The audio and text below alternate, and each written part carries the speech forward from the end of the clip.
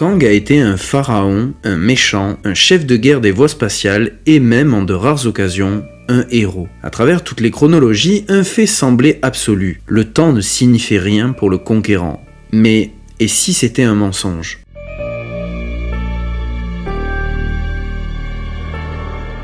Notre histoire démarre au XXIe siècle lorsque le jeune Nathaniel Richards était en quête de savoir. Du haut de ses 18 ans, il décida d'investiguer un endroit antique, la bibliothèque du docteur Victor von Fatalis, ou Dr Doom pour les intimes. Et c'est au cours de cette fameuse investigation que notre aventurier découvrit les joies du XXe siècle en la présence d'un piège tendu par le vieil ennemi des 4 Fantastiques. Heureusement pour le jeune homme, Kang intervint juste à temps pour le sauver et lui rappela que bien qu'il considérait le Dr Doom comme un imbécile, il n'en était en rien un mauvais ingénieur tant ses œuvres étaient éternelles. S'ensuit une conversation pour le moins déstabilisante pour les deux hommes puisque Kang informa Nathaniel qu'il représentait son passé, son présent et son avenir. Et oui, c'est une phrase piquée à un autre grand méchant de la pop culture qui symbolisera le passage de l'enfance à la bad guy attitude pour notre futur antagoniste. Et c'est d'ailleurs au terme d'une phrase puant la badassitude que notre cher super vilain dévoila son visage au lui du passé. Après cette étrange révélation, Kang informa Nathaniel que s'il souhaitait arriver à quelque chose dans la vie, il fallait tout simplement le suivre, afin de démarrer une formation de super vilain, ce qui représentait une lueur d'espoir pour Kang de vaincre ses plus grands ennemis. C'est alors que le conquérant décida de mener Nathaniel à la période du Crétacé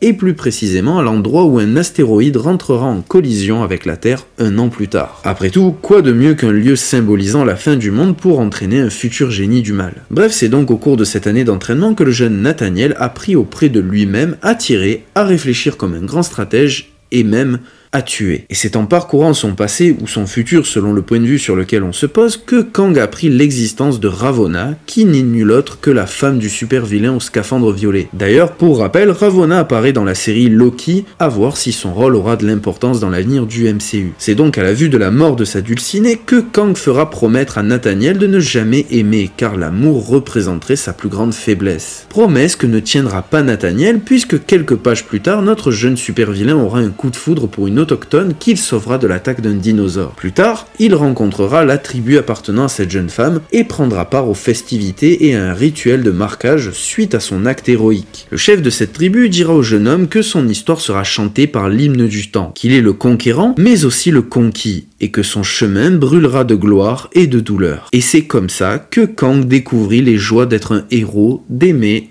et d'être aimé. Ce qui évidemment ne fera pas plaisir à sa version plus âgée qui s'empressera de détruire ce bonheur aussi vite qu'il a été conquis. C'est alors que Nathaniel comprendra que son plus grand ennemi pour devenir ce qu'il souhaite n'est autre que lui-même, et qu'il était temps de préparer un plan pour se débarrasser de son avenir malsain. Nathaniel décide alors d'attendre le jour de l'arrivée de l'astéroïde pour voler la tenue de Kang et ainsi l'empêcher d'échapper au cataclysme. Et c'est donc ainsi que Nathaniel prit enfin l'identité de Kang le Conquérant. Dans les derniers instants de ce récit, le jeune Kang utilisa sa nouvelle tenue afin de voyager à travers le temps et rencontrer les différentes formes de lui-même afin de terminer ce qu'il avait commencé. Et c'est dans la dernière page qu'on comprendra que la prochaine étape de Nathaniel n'est autre que l'empire du pharaon Rama-Tut, qui n'est autre qu'un variant de Kang le Conquérant. Mais ça sera pour une prochaine vidéo. D'ailleurs, n'hésitez pas à me dire en commentaire si vous souhaitez connaître la suite des aventures de Kang à travers une série de vidéos. N'hésitez pas également à me lâcher le traditionnel pouce bleu pour me soutenir et pourquoi pas un commentaire pour savoir ce que vous en avez pensé. Sur ce, c'était Titanos, je vous fais des bisous,